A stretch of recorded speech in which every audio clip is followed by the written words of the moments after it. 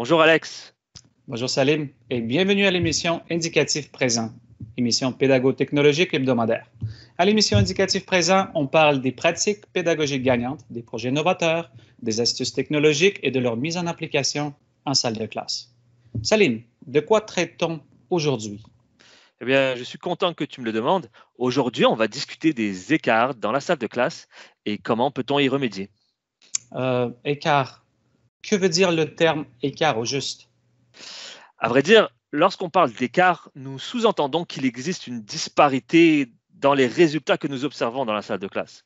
Nous sommes passés par une pandémie qui nous a laissé une marque auprès de certains élèves, ce qui pourrait créer de nouveaux défis dans la salle de classe et plusieurs d'entre nous cherchons des solutions à ce sujet. Ah, ça tombe bien, parce qu'aujourd'hui, nous avons des invités qui vont nous partager, et vous partager, bien sûr, des solutions aux écarts constatés dans leur salle de classe. Regardons ensemble. Excellent. Bonjour. Aujourd'hui, avec nous, Colette Rage, enseignante au secondaire à l'école Toronto-Ouest au conseil scolaire Viamonde. Comment vas-tu, Colette? Je vais très bien, merci. Et vous-même? Ça va, merci. Colette, quel niveau enseignes-tu cette année? J'enseigne en 10e année, une classe essentiellement théorique en français, et j'enseigne le cours de BI en langue et littérature, 11e et 12e année. Wow, toute une charge. Colette, depuis le début de cette année, on sait très bien qu'on conseille le travail et le réengagement. On travaille à réduire les écarts, on continue à appliquer l'ARI dans la salle de classe et on aime tous avoir des témoignages concrets et des pratiques gagnantes à essayer en salle de classe. J'espère que ce n'est pas un secret si on dit qu'il y a quand même des écarts qu'on constate depuis la fermeture des écoles et ceci à travers la province. Quel est l'écart le plus considérable que tu constates depuis le début de l'année dans ta salle de classe? Le plus grand écart est, selon moi, en communication écrite, notamment en ce qui concerne la maîtrise des conventions linguistiques, mais aussi la qualité de la syntaxe et du vocabulaire, souvent très influencée par l'anglais. Or, malgré les outils électroniques tels que le correcteur Antidote, cette composante du français demeure importante pour que les jeunes se sentent à l'aise et confiants d'utiliser le français dans d'autres contextes que l'école. Il y va, selon moi, de la sécurité linguistique. Oui, c'est vrai. On a plusieurs outils technologiques. On a acheté des abonnements en ligne. On utilise souvent Antidote, mais j'imagine que ce n'est pas suffisant. Quelle stratégie ou quelle pratique pédagogique, toi, tu appliques dans ta salle de classe pour réduire ces écarts? Alors, face à cette situation, en 10e année, mon objectif est maintenant la révision, mais parfois il s'agit en fait d'acquisition des connaissances langagières de base, un peu retour aux sources. Deux raisons à cela. D'une part, j'essaye d'outiller les élèves à communiquer clairement leurs pensées, en leur donnant ces outils linguistiques, mais d'autre part, cette connaissance langagière doit leur permettre aussi de comprendre plus précisément le maniement de la langue dans leur production écrite, mais également dans l'interprétation des textes étudiés. Alors, ce programme de révision se déroule parallèlement au contenu d'apprentissage propre au curriculum de 10e année. Donc, je ne vais pas en faire tout le contenu du cours, bien évidemment, c'est plus ou moins en marge. Et j'adopte essentiellement une stratégie de classe inversée. Je leur donne la matière, j'explique quelques concepts de base, parfois c'est des rappels, je leur donne ce dont ils ont besoin, plus la matière. Et par la suite, ils reviennent en classe avec leurs questions, mais aussi un petit quiz, 5-10 minutes, donc ça ne prend pas beaucoup de temps. Cette année, j'innove, parce que habituellement, je préparais moi-même les fiches de révision. Cette année, j'essaye de me moderniser. J'ai passé une commande d'un manuel numérique de la Chenelière Déclic Plus, qui correspond en fait à la 2e secondaire au Québec. et j'expérimente avec mes élèves et c'est très intéressant parce que nous découvrons de nouvelles fonctionnalités et nous essayons de bien de faire marcher le système aussi. Mais cet outil est intéressant aussi parce qu'il rassemble des ressources supplémentaires. Donc, ils peuvent toujours aller chercher autre part aussi.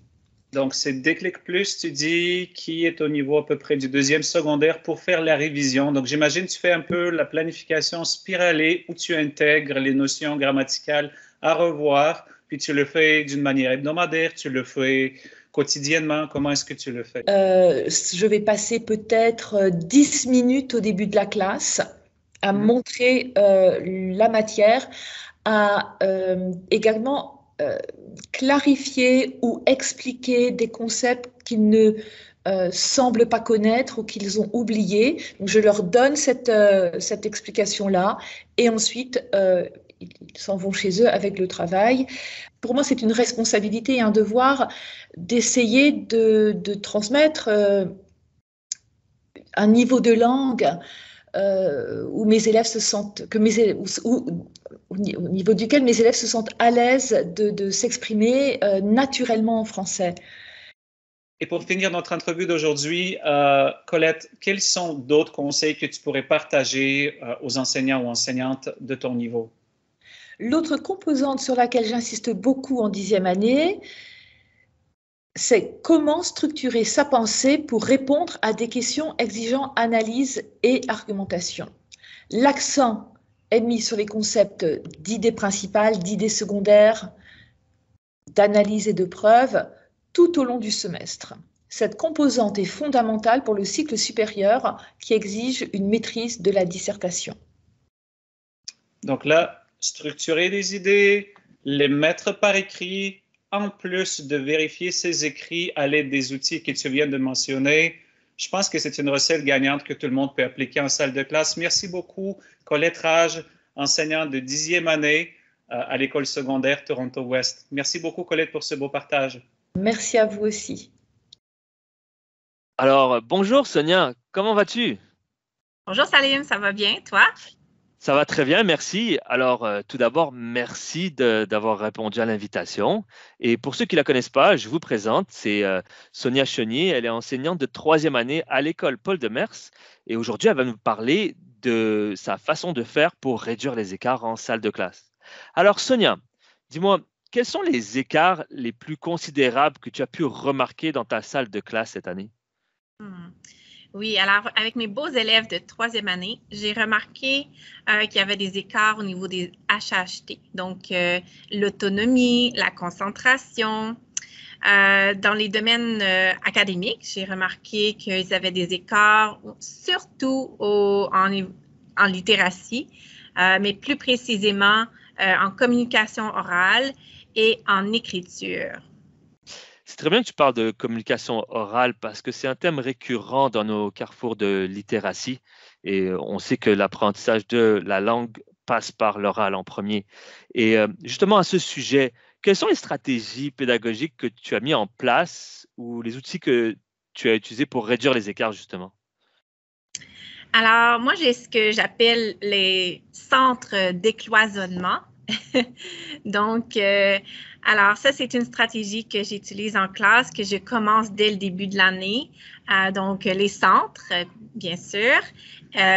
Donc, les centres, j'ai des centres autonomes, j'ai des centres technologiques, des centres guidés et des centres avec des spécialistes.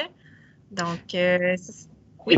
Effectivement. Et donc, ces centres, comment les élèves savent ce qu'ils doivent faire dans ces centres-là? Alors, au début de l'année, ce que je travaille le plus, c'est leur autonomie et c'est ça qu'ils avaient besoin de travailler. Donc, j'ai créé pour eux une carte de bingo. Donc, sur cette carte, ils ont des travaux à faire en salle de classe. Et bien sûr, j'essaie de miser le plus possible sur la communication orale et l'écriture. Donc, ils ont toutes sortes d'activités à faire. Une fois qu'ils ont fait les activités, alors, ils font une activité, ils mettent un X. Ensuite, ils doivent me rencontrer avec tous leurs travaux. Et là, moi, je rencontre, je leur donne une rétroaction, regarde les travaux. Qu'est-ce que tu peux faire pour t'améliorer? Et là, une fois que tout est beau, je leur donne des petits collants qu'ils aiment beaucoup et ils se méritent 20 minutes de iPad, de jeu spécial avec eux. Mais dans le fond, c'est des activités technologiques comme la Lilo et tout ça. Donc, ils aiment beaucoup. Super, merci Sonia. Ça nous donne un bel aperçu de comment fonctionnent les centres. Mais si tu avais à nous dire plus concrètement comment se déroulent les activités, surtout les activités guidées, pour s'assurer justement de réduire ces écarts? Alors, moi, je me suis beaucoup inspirée avec Cope. Et Cope, c'est surtout utilisé en maternelle jardin. Donc, les enseignants présentent une photo avec un petit groupe qui sont à peu près au même niveau. Il faut les mettre au même niveau. Donc, ils présentent une belle photo. Et là, les enfants verbalisent qu'est-ce qu'ils voient, qu'est-ce qu'ils remarquent. Et ensuite, je leur demande, OK, on va faire une phrase ensemble. Et là, c'est là que vient l'écriture. Donc, de faire une belle phrase ensemble. Et là, je peux travailler la grammaire avec eux. Je peux la construction de la phrase. Et ensuite, là, c'est à eux de me faire leur propre phrase. C'est très bien justement ce que tu nous proposes ici parce que ce qu'on peut remarquer, c'est justement la transition de la communication orale vers l'écriture. Donc, tu utilises vraiment la communication orale pour générer les idées de l'écriture, c'est bien ça? Oui, c'est bien ça. Et puis, je trouve que c'est important aussi que les élèves soient du même niveau pour vraiment les aider puis les faire cheminer, pour les voir. Tu peux travailler certaines choses avec eux au niveau de l'écriture. Oui. Super. Donc, c'est vraiment des groupes homogènes pour s'assurer qu'ils aient un niveau à leur taille, en quelque sorte. Oui. Et je sais que tu m'avais parlé aussi de l'intervention de d'autres personnes dans ta salle de classe. Est-ce que tu pourrais nous en parler? Oui, alors dans mon horaire, je planifie toujours une rotation où les élèves auraient l'opportunité d'aller avec un spécialiste. Donc, en ce moment, j'ai un spécialiste ALF. Donc, lui, il fait des centres, par exemple, en lecture. Donc, et bien sûr, la communication orale, parce que ça, c'est ce qui est important. Donc, il fait communication et lecture. Donc, ça, c'est sa tâche. Donc, je le mets dans ma rotation bien organisée. Et j'essaie aussi d'avoir l'enseignante EED pour faire un autre centre différent, par exemple, l'orthographe rapprochée à faire avec eux ou les mots fréquents, écrire les mots fréquents.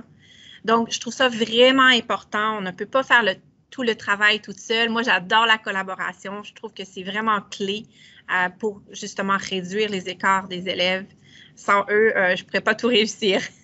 Effectivement. Puis, de toute façon, ça donne le message aussi que la réussite des élèves de cette classe de troisième année, ce n'est pas seulement la responsabilité de Madame Sonia, mais c'est bien la responsabilité de l'école Paul Demers. Et donc, tout le monde se sent concerné au final. Super, merci Sonia pour cette superbe explication.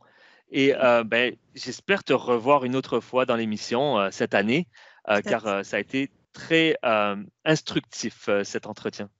Merci beaucoup, Salim. Génial. Maintenant, on a une meilleure idée comment on peut réduire certains écarts dans nos salles de classe, des situations concrètes, des exemples pratiques. Oui, en effet, moi-même, j'ai pu me reconnaître dans certaines de ces situations-là et je suis certain que ceux qui nous observeront aujourd'hui vont avoir une idée de quoi mettre en place dans leur salle de classe aussi. Regardons maintenant ce que nos spécialistes aides-pédagogues vous ont préparé comme astuces technologiques.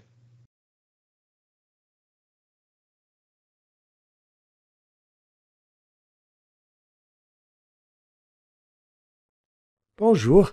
Si vous êtes comme moi et vous aimez les raccourcis, il y en a plein dans Microsoft Teams. Premièrement, pour ouvrir une fonction dans Teams, cliquez dans la fenêtre de recherche et tapez une barre oblique. Vous pouvez choisir la fonction que vous voulez. Si vous tapez CTRL-G, vous aurez la liste complète de toutes vos équipes ainsi que les canaux dans ces équipes pour y aller directement. Si vous tapez plutôt CTRL-F, vous pouvez faire une recherche par mots-clés dans la conversation où vous êtes.